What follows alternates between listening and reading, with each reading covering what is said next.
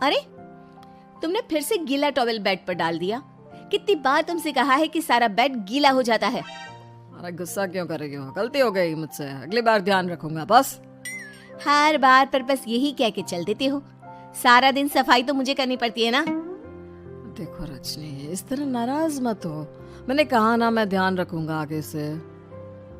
और फिर रात के वक्त रजनी अपना बिस्तर उठाकर बेडरूम से बाहर जाने लगती है। अरे क्या हुआ रजनी? सुबह वाली बात पर अभी तक नाराज हो क्या? नहीं, ऐसी कोई बात नहीं है। तो फिर तुम अपना बिस्तर लेकर कहाँ जा रही हो? मैं मम्मी जी के कमरे में सोने जा रही हूँ। मम्मी जी अकेली है ना। अरे कैसी बात करती हो रजनी? शादी के बाद लड़कियां अपने पति के पास अपने बेडरूम में सोती हैं। सास के पास कौन सोता है? मैंने कहा ना, मेरा मन कर रहा है इसलिए मैं मम्मी जी के पास सोने जा रही हूँ। अरे रजनी, मेरी बात तो सुनो यार। मेरा भी तो मन करता है ना तुमसे प्यार करने का, तुम्हारे साथ रहने का। ऑफिस से थका हारा आया हूँ और तुम मम्मी जी के पास सोने जा रही हो। देखो, मुझे आज अपनी सास के पास सोने का मन है और मैं जा रही हूँ। इतना कहकर रजनी अपनी सास के साथ सोने के लिए उनके कमरे में चली जाती है। रजनी बेटा, तुम यहाँ? मम्मी जी, क्या मैं आपके पास सो सकती हूँ? हाँ हाँ बेटा, क्यों नहीं, क्यों नहीं, बिल्कुल सो सकती हो। लेकिन सब ठीक तो है ना? अमर के साथ झगड़ा हुआ है क्या? नहीं नहीं मम्मी जी, मैं रोज रोज इनके साथ उस कमरे में सोकर बोर हो चुकी हूँ। थोड़ा सा चेंज हो जाएगा इसलिए आपके पास सो जाती हूँ। आपको कोई ऐतराज हो तो बता दीजिए। अरे नहीं नहीं बेटा, ऐसी कोई बात नहीं, सो जाओ। और फिर अगले दिन। अमर बेटा, तुम्हारा रजनी के साथ कोई झगड़ा हुआ है क्या? नहीं तो मम्मी, ऐसे तो कोई बात नहीं है। क्यों, क्या हुआ? अरे वो कल रात मेरे कमरे में सोने आ गई थी तो मुझे लगा सब ठीक तो है ना बेटा? नहीं मम्मी जी, वो ऐसी बस उसका मन किया होगा। कह रही थी कि मम्मी अकेली है इसलिए आपकी चिंता हो रही थी। पर अगली रात को फिर से रजनी अपना बिस्तर उठाकर सास के कमरे में पहुंच जाती है। रजनी बेटा, आज फिर से मेरे पास सोने आ गई। मम्मी जी, आपको मेरा अपने पास आना अच्छा नहीं लगता? अगर ऐसी बात है तो मैं बाहर ड्राइंग रूम में चली जाती हूँ। अरे नहीं नहीं बेटा, ऐसा कुछ नहीं है। पर अमर अपने कमरे में अकेला होगा ना? अरे तो वो कौन से 6 महीने के छोटे दूध पीते बच्चे हैं, उनको डर थोड़ी ना लगता है। इतने बड़े हो गए हैं, 1-2 दिन अकेले सो लेंगे तो कुछ बिगड़ नहीं जाएगा। और इस तरह फिर तो ये रोज की बात हो गई। रजनी रोज अपना बिस्तर उठाती, अपनी सास के पास आकर सो जाती। सास उससे कुछ इसलिए नहीं कहती है क्योंकि उसे लगता है कि बहू बुरा मान जाएगी। एक दिन सुबह सुबह, माँ मेरे लिए चाय बना दो, ऑफिस जाने का टाइम हो रहा है। अरे बेटा, तो रजनी से क्यों नहीं कह देते?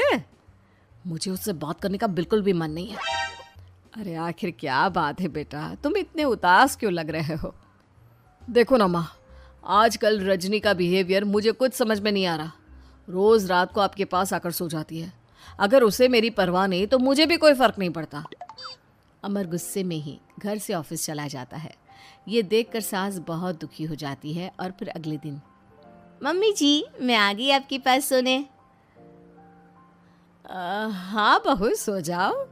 पर वो क्या है ना, आज मेरा पुरानी फिल्में देखने का बड़ा मन कर रहा था। कोई बात नहीं, सो जाओ, मैं पिक्चर देखती रहूंगी। ठीक है मम्मी जी। रजनी की सास तेज आवाज में अपने कमरे में टीवी चलाकर रखती है। इसकी वजह से रजनी को नींद नहीं आती, लेकिन वो पूरी रात करवट बदल बदल कर सोने की कोशिश करती रहती है। सास को लगता है कि अब रजनी उसके कमरे में सोने नहीं आएगी, लेकिन अगली रात फिर रजनी उसके कमरे में सोने के लिए पहुंच जाती है। मम्मी जी, मैं आ गई। अरे बेटा, मुझे लगा कि कल तुम ठीक से सो नहीं पाई थी। जाओ अपने कमरे में आराम से सो जाओ ना बेटा। अरे नहीं मम्मी जी, कोई प्रॉब्लम नहीं है। इतना कहकर रजनी फिर से अपनी सास के कमरे में सो जाती है। आधे घंटे बाद, बेटा जरा मेरे पैरों पर तेल तो लगा दे। ठीक है मम्मी जी।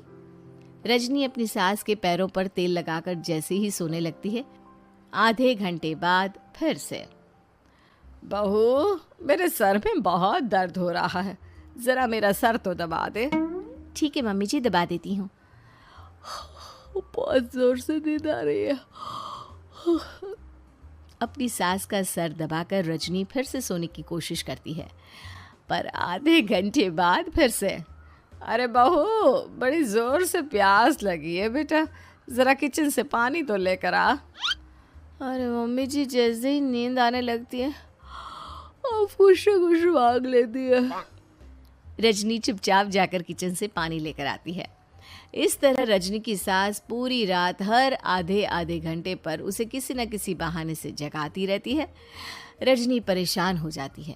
सास को लगता है कि इस बार वो उसके कमरे में सोने के लिए बिल्कुल नहीं आएगी, लेकिन अगली रात फिर से रजनी वहाँ पहुँच जाती है।